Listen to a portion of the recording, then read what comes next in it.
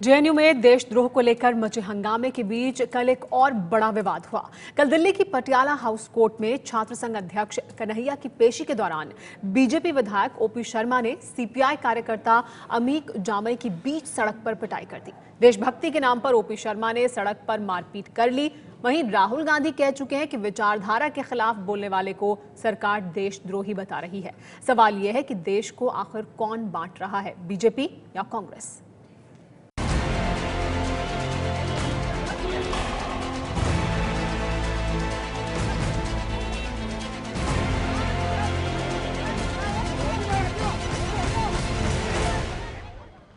Video में भले तस्वीरें धुंधली दिखें, लेकिन ये तस्वीरें सारा सच उगल रही हैं।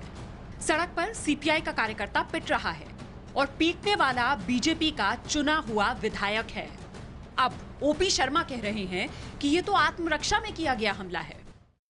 कानून अपने हाथ में ले सकते हैं? अरे मेरा सर फोड़ेगा, कानून क्यों नहीं हाथ में लूंगा? निश्चित रूप से लूंगा। इसमें दिक्कत क्या है?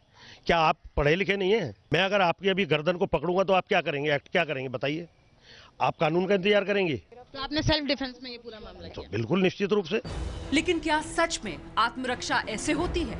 जो गिरकर सड़क पर पिट रहा है, जिसे 4 लोग घेर कर मार रहे हैं, उससे आत्मरक्षा की जरूरत दिल्ली के चुने हुए विधायक को पड़ गई।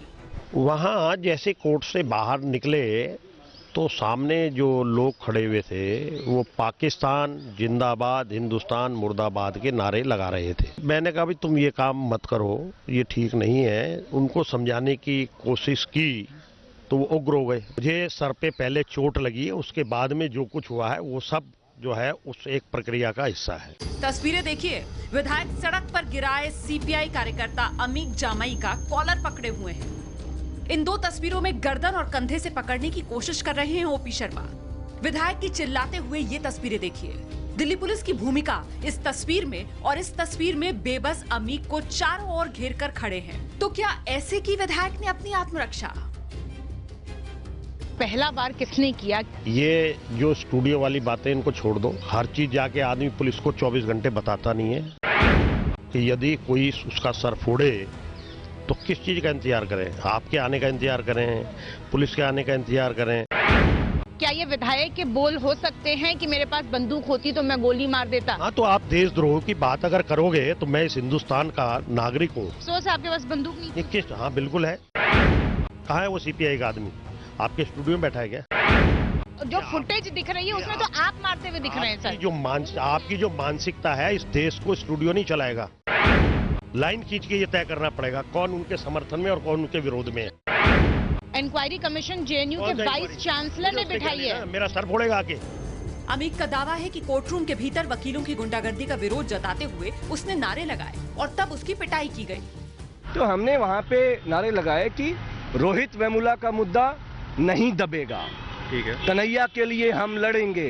अरुण जेटली आज जो कोर्ट के अंदर हमला हुआ है उस पर आपको जवाब देना होगा। ये सारी चीजें कैमरे के रिकॉर्डिंग के बीच में, क्योंकि मैं बिल्कुल सेंटर पॉइंट पे था। पाकिस्तान जिंदाबाद को लेकर के या पाकिस्तान को लेकर कोई नारा था उसमें? सवाल ही नहीं उठता है। सड़क पर हुई हाथापाई पर जब गृह मंत्री से सवाल पूछा गया तो वो भी चलते बने।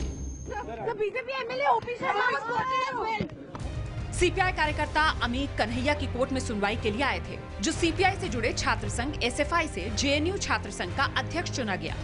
वहीं ओपी शर्मा वित्त मंत्री अरुण जेटली की केस की सुनवाई के लिए कोर्ट पहुंचे थे। देखिए, हमने 2 केसेस दर्ज किए हैं। ये जो 2 एफआईआर हैं ये नामजद हैं और क्योंकि फुटेज में लगातार वो नजर आ रहे हैं ओपी शर्मा, तो क्या उनके खिलाफ कोई अलग से एफआईआर हुई है नामजद? देखिए, इन दोनों केसेस के अंदर में क्लेम्स हैं, काउंटर क्लेम्स हैं, तो इसलिए नामजद की तरह से नहीं है एफआईआर।